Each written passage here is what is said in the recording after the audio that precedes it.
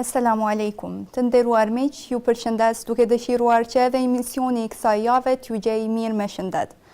Në këtë kohë tranzicioni mes verës e dimrit, ku shumica prej nesh fatkeqësisht preket prej viruseve të ndryshme, neve na kujtohet edhe një herë rëndësia që duhet i kushtojmë gjendjes sonë shëndetësore.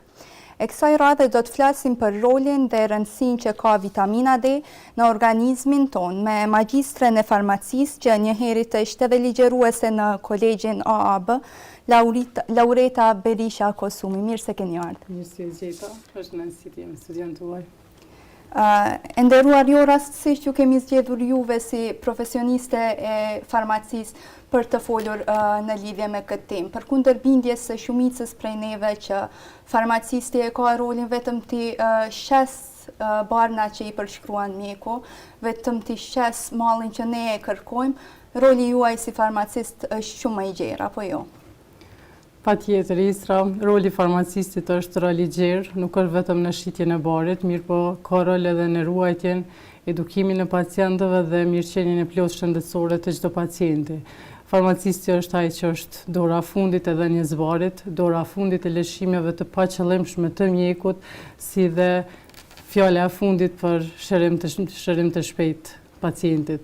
Pra, farmacistët janë ruajtës primar të kujdesit shëndetësor, pra në kujdesin shëndetësor ndaj pacientëve dhe edhe pse tek ne është bindja e gabuar që farmacisti e ka vetëm rolin e fundit në shitjen e barit, duke marrë parasysh që janë studiues të barnave dhe përfshirë dhe gjitha sëmundjet, me kësaj farmacistët pra i përfshin gjitha lemit e mjekësisë, pra duke përfshirë gjitha lemit shëndetësore të mjekësisë. Patjetër. Profesorish, atëherë të fillojmë pak me rolin edhe rëndësinë që ka vitamina D. Çka është vitamina D dhe pse është kaq e rëndësishme për organizmin ton? Realisht është një mendim i dyfisht mes idesë që vitamina D është vitamina po hormon, me qenë se çdo receptor në organizmin ton është i pajisur, pra ka një vend të veçantë për vitaminën D. Vitamina D luan rol të rëndësishëm pra në lidhjen e fosforit dhe kalciumit në organizmin ton, gjithsesi pra në mirëqenien totale të eshtrave dhe muskujve, si dhe në ruajtjen e sistemit imunitar. Pra vitamina D mirret përmes rrezëve të diellit, hyn në organizmin ton, e lidh kalciumin dhe fosforin për qelizat tona dhe këso forme që në eshtrat, muskuj dhe dhëmë të shëndetshëm. Profesorish, si mund ta marrim ne vitaminën D gjatë gjithë vitit është fjala?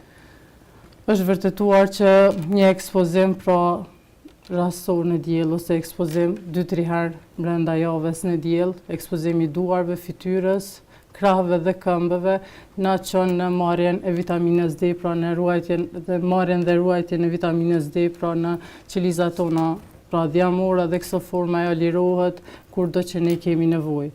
Pra është vërtetuar që një ekspozim rastësor, pra për 6 ditë në diell i mbulon. Ekspozimi duhet të bëhet pa prezencën e ndonjë faktori mbrojtës. Kjo i mbulon 49 ditë pa, domethënë, prezencë diellit, pra e ruan vitaminën D për gjatë 49 ditëve të ardhshme. Pra gjithë ajo që na duhet është që ne të ekspozohemi në diell gjatë periudhave të vitit, po është janë prezente më shumë rrezet e diellit, përfshirë periudhën prej fundit të muajit mars, fillimit të verës, komplet verës, deri në fund të muajit shtator, pra të gjithë ne duhet të jemi në gjendje që ta marrim vitaminën D dhe këso forme e kemi në organizmin ton për gjatë gjithë vitit. Çka sa i përket sezonës së dimrit, kur rrezet e diellit mungojnë? Sa i përket sezonës së dimrit, është mjaft shqetësuese mungesa e vitaminës D. Sidomos tash të personat më të moshuar, është më shprehur mungesa e vitaminës D dhe këso forme vinë në laboratoret tona dhe kërkojnë vitamina D pa konsultën e mjekut. Asnjëse nuk duhet të merret një vitaminë, një dozë caktuar e vitaminës D, vetëm me idenë që unë kam një mungesë ose vetëm me idenë që tashmë kanë përfunduar rrezet e diellit, ka rënë niveli i tyre dhe patjetër ne duhet të marrim vitaminë D. E thash edhe në fillim që nuk dihet sakt ku të definohet si vitamin apo si hormon, këso forme një analizë gjaku është e domosdoshme për të parë nivelet e saj në gjak. jo ndonjë analizë përmes duarve ose forma tjera të idesë që kemi mungesë, mirë po gjithmonë një analizë gjaku na çon në matjen e saktë të saj dhe nivelin e saktë të saj në organizëm. Nëse shihen nivelet e ulta të vitaminës D në organizëm, patjetër mjeku duhet të bëjë një përshkrim të dozës së saktë të kësaj vitamine konform mungesës së saj. Shtuar kësaj edhe ushqimet të cilat do t'i përmendim më pas për që e shtojnë pra nivelin e vitaminës D në organizëm. Gjithsesi, konsulta me mjekun, pastaj konsulta me farmacistin dhe marrja në mënyrë të drejtë e vitaminës D. A do të thotë kjo që vitamina D mund të ketë edhe efekte anësore? Padyshim që po, marr parasysh se shumica e pacientëve tonë vuajnë nga arterioskleroza, vuajnë nga sëmundjet e zemrës, me një fjalë, vuajnë nga diabeti dhe forma tjera, vuajnë nga sëmundjet e veshkave. E thamë në fillim që vitamina D e lidh kalciumin për organizëm, këso forme çdo rritje nivelit të kalciumit në organizëm çon në dëme të pakthyeshme të veshkave. Andaj gjithmonë personat e tillë të cilët kanë edhe probleme tjera shtesë, gjithsesi duhet ta njoftojnë mjekun e tyre dhe të mos vijë deri te rritja e nivelit të lartë të kalciumit në gjak dhe të bëhet disfunksion i madh i veshkave. Profesorish, e përmendet më herët punën e ushqimeve të cilat janë të pasura me vitaminë D, cilat janë disa nga ato? Prej ushqimeve të pasura me vitamin D, mund të përmendim peshkun yndyror, si toni, skumbri, salmoni, mandej ushqime të fortifikuara, drithra, qumështi si qumësht soje, lope, qumësht kokose, pastaj është djathi, vezët dhe kërpudhat. Këto janë ushqime të cilat besoj që shumica prej nesh mund t'i konsumojnë spaku 2-3 herë gjatë javës dhe këso forme të rrisin nivelin e vitaminës D në organizmin tonë. Kur flasim për nivelin normal të vitaminës D, ekzistojnë doza ditore për marrjen e vitaminës D, cilat konsiderohen si normale, cilat çdo njeri i shëndosh pra duhet i merr gjatë ditës. Mirë po, kur kemi mungesë, patjetër që duhet të mirret në formë të suplementeve, mirë po asnjëherë të mos i kalohen dozat ditore të para, sepse çdo të i kalimi dozës mbi 4000 njësi në ditë, çon në dëme të mëdha të veshkave. Mirë po, tek mungesat e mëdha të vitaminës D, mjekët shpesh e shohin të arsyeshme që të bëjnë një dozim më të lartë të kësaj vitamine, mirë po gjithnjë duhet të bëhet në mbikëqyrjen e mjekut. Është shqetësuese fakti që shumica e mjekëve tonë shkruajnë vitaminën D në doza teje të larta për një herë, qoftë si 300.000 njësi ose 25.000 njësi në javë, duke i dhënë një dozë të përnjëhershme pacientëve të ndryshëm pa u konsultuar nëse ata marrin terapi shtesë ose jo.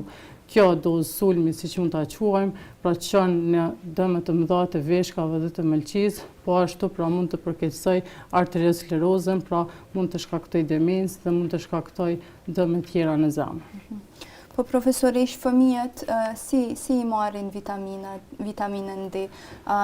Një lloj me sasinë që e merr një i rritur apo qëndron kjo punë më ndryshe? Jo, tek fëmijët zakonisht moshat tek flasim prej të posalindurve, një posalindur nëse nëna ka gjatë shtatzanisë ka marrë një dozë prej 400 njësive deri në 600 njësive vitaminës D dhe pas lindjes, domethënë ka vazhduar me marrjen e asaj doze të vitaminës D, atëherë deri në muajin e parë nuk ka nevojë që ai fëmijë të marrë vitaminë D. Mirëpo është domosdoshme marrja e vitaminës D për foshnja, domethënë prej 400 njësive në ditë në mënyrë që të plotësohen nevojat ditore ndaj kësaj vitamine, të cilat janë domosdoshme për mbrojtjen e shëndetit të një foshnje, aq më tepër tek sëmundja e rahitit, e cila çon në mungesë të madhe të vitaminës D, kalciumit dhe fosforit në gjak dhe çon në shtrembrim të eshtrave, pra në deformim të eshtrave, sidomos të gjymtyrëve dhe është e pranishme sidomos tek moshat nga 0 deri në 24 muaj. A është obligative për shtatzënat dhe gjithënëset të marrin vitaminë D? Padyshim që është obligative, spaku 400 deri në 600 njësi në ditë duhet patjetër të marrin vitaminë D, krahas ushqimeve që mund të jenë të pasura me vitaminë D, të cilat ato i konsumojnë.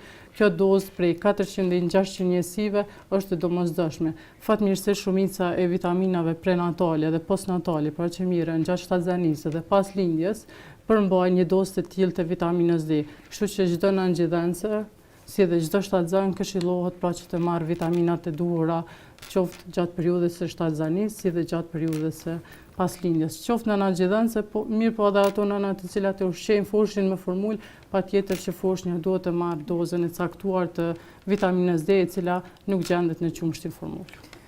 Profesoresha, mund të merret në bashkëveprim me barnat tjera vitamina D? Si që thamë, vitamina D tek ne merret në mënyrë shumë pasigurt, merret në doza të larta, madje pacientët vinë barnatore dhe vetë kërkojnë doza nga më të larta të vitaminës D, duke mos pasur parasysh pasojat e mëdha që mund të shkaktoj. Istra tek ne është ideja që është vitamin dhe asgjë nuk ndodh. Pra nuk e kanë idenë vetëm për këtë lloj vitamine, e cila është esenciale, mirë po për çdo suplement nuk pyesin se a mund të ndërveproj ky suplement me barna të cilat jam duke i marrë apo jo. Këso forme mund të marrin barna të ndryshme, mund të mbidozohen ose mund të ketë ndërveprime të shumta të cilat asnjëherë nuk mund të raportohen tek ne.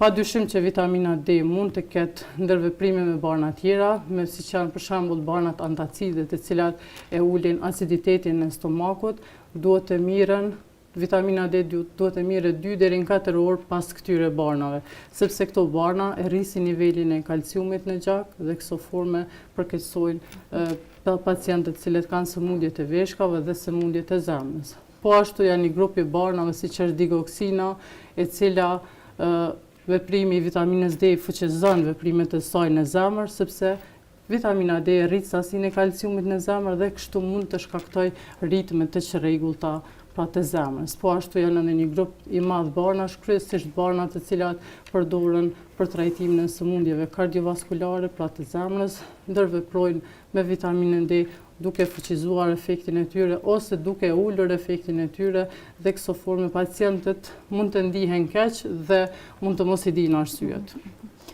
Po kur jemi te mungesa e kësaj vitamine, cilat kategorit njerëzve janë më të prekura dhe cilat janë ato simptoma që e sinjalizojnë mungesën e vitaminës D? Them të drejtën, simptomat e mungesës vitaminës D fillimisht faqen si dhimbje e eshtrave, dhimbje muskujve, lodhje, përgjumje, mirë po ndodh që shumë njerëz të kenë mungesë të vitaminës D dhe të mos kenë fare simptoma në organizmin e tyre. Pra, shpeshherë simptomat e mungesës vitaminës D janë të maskuara dhe ne nuk mund t'i vrejmë përderisa nuk e bëjmë edhe një analizë gjaku.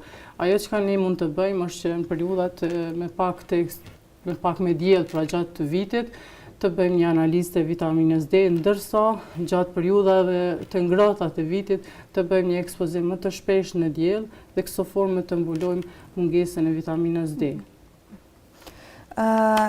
Cilat janë kategoritë e njerëzve që rrezikohen më shumë prej kësaj mungese?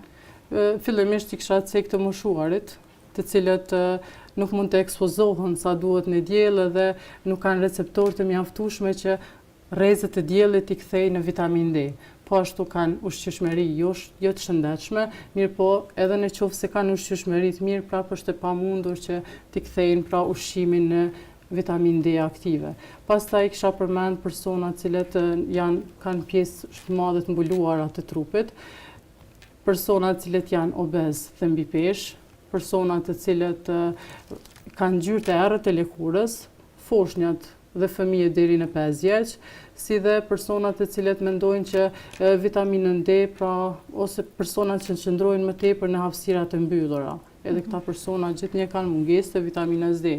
Ajo që dua të cek është se vitamina D nuk mund të mirret nëse ne mendojmë që ta marrim pranë dritares, ose do të thonë pranë hapësirave të mbyllura, edhe në qoftë se rrezet e diellit hyjnë brenda, sepse rrezet ultravioletës të diellit nuk mund të kalojnë gjamin dhe këso forme ne nuk mund të marrim. Pra, për marrje të vitaminës D duhet të bëhet ekspozim direkt i fytyrës, duarve, krave ose paralërve, këmbëve, pra pjesëve të caktuara të organizmit të cilat e përthithin direkt vitaminën D pa aplikuar ndonjë faktor mbrojtës. Profesoresh, le ta përmbyllim emisionin me një mesazh tuaj drejtuar këtyre kategorive që sapo i përmendët. Fillimisht, i los të gjithë pacientët, të gjithë njerëzit të cilët dëshirojnë ose kanë një breng ndaj përshëndetjen e tyre të drejtohen te mjeku fillimisht, pastaj te farmacisti, analizat adekuate të cilat duhet të bëhen spaku rutinë çdo 6 muaj, është mirë që secili prej nesh t'i bëj, aq më tepër të flasim për vitaminën D, e cila ka rol esencial në ndaj shumë sëmundjeve. Aq më tepër tash edhe tek sëmundjet mendore mendohet që niveli i ulët i vitaminës D mund të prekë edhe sëmundje tjera mendore, siç janë depresioni apo sëmundje tjera. Këso forme asnjëherë mos tentoni që ta merrni një dozë të caktuar, pra të drejtoheni direkt në barnatorë dhe të kërkoni një dozë të vitaminës D.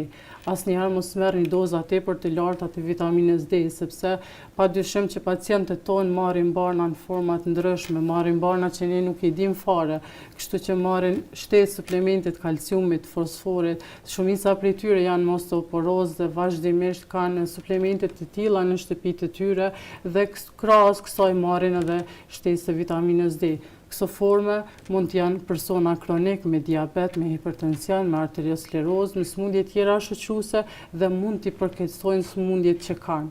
Do me thonë, le të kenë kujdesin se jo vetëm se është vitamin, mirë po ta marrin si diçka tjetër e rëndësishme dhe të konsultohen deri në fund me mjekun. Po ashtu i sugjeroj që gjithmonë të marrin atë suplement, atë vitamin e cila ju konvenon në çmim. Nuk do të thotë që një firmë farmaceutike është shtrenjtë ose, si ta themi, me emër mund të ketë sasi më të madhe të vitaminës D. Çdo produkt i regjistruar në Kosovë, çdo paralel i regjistruar, qoftë ajo e lirë apo e shtrenjtë, duhet të përmbush të gjitha kriteret që kërkohen për të pasur një efekt të caktuar në organizëm.